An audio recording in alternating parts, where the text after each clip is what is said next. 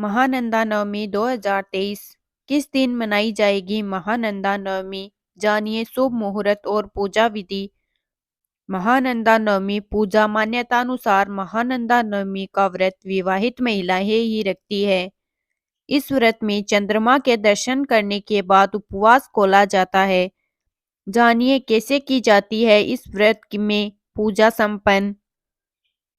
महानंदा नवमी 2023 हर साल माघ भाद्रपद और मार्गशीर्ष माह के दौरान शुक्ल पक्ष की नवमी तिथि को महानंदा नवमी के रूप में मनाया जाता है। इसे ताल नवमी और नंदा व्रत जैसे नामों से भी जाना जाता है। मान्यतानुसार महानंदा नवमी का व्रत विवाहित महिलाएं रखती है।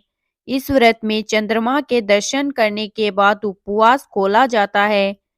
जानिए कैसे की जाती है इस व्रत में पूजा संपन्न।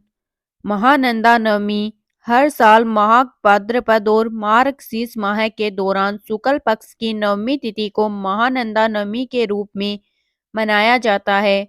इसे ताल नवमी और नंदा व्रत जैसे नाम से भी जाना जाता है। मान्यतानुसार महानंदा नवमी के दिन विधिवत माँ लक्ष्मी और माँ दुर्गा की पूजा की जाती है। इस दिन स्नान और दान और जैसे कार्य भी संपन्न किए जाते हैं। वही व्रत करने और पूजा पाठ करने का भी विशेष महत्व है। माना जाता है कि महानंदा नवमी का व्रत रखने और पूजा करने पर घर में सुख समृद्धि आती है और जीवन में खुशहाली बनी रहती है।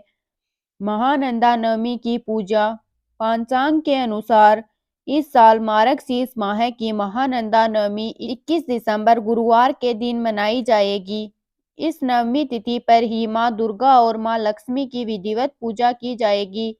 कहते हैं महानंदा नवमी की पूजा से ही मृत्यु के बाद जातक को विष्णु लोक की प्राप्ति होती है। मार्गशीर्ष पूर्णिमा पर कुछ चीजों को घर लाना माना जाता है, बेहद शुभ आती है खुशहाली। महानंदा नवमी का व्रत यूं तो विवाहित महिलाएं रखती है, लेकिन इस व्रत को कुंवारी कन्याएं भी रख सकती है। इस दिन घर में कन्या भोज कराना भी शुभ माना जाता है। महानंदा नवमी की पूजा करने के लिए शुभ सवेरे उठकर स्नान करके स्वच्छ वस्त्र धारण किए जाते हैं। इसके बाद व्रत का संकल्प लेते हैं। अब लकड़ी के पट्टे पर लाल कपड़ा बिछाने के बाद उस पर माँ लक्ष्मी की मूर्ति को स्थापित करके विधि विधान से पूजन किया जाता है।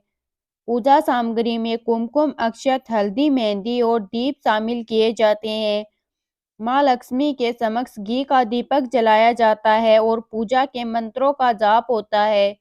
महानंदा नवमी की कथा पढ़ी जाती है और आरती करके पूजा संपन्न की जाती है। इस दिन घर को साफ रखना भी जरूरी होता है।